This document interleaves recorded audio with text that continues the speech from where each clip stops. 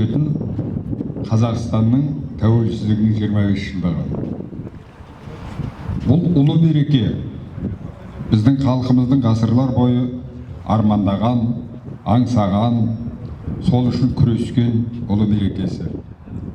Қазір ғалымдар есептеп жүр, Қазақстанда сол тәуелсіздік үшін 300-ге жуық көтерілістер болған екен.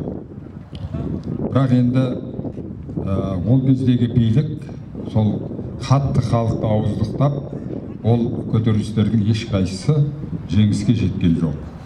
Сондай бір көтерілістің бірі ол осыдан 30 жыл бұрынғы Алматы қаласындағы өткен желтоқсан оқиғасы.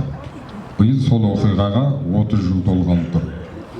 Енді Құдай оңдап, әулиелер қолдап, халқымыздың асыл арманы іске асты. 25 жыл бұрын тәуелсіздігіміз келді.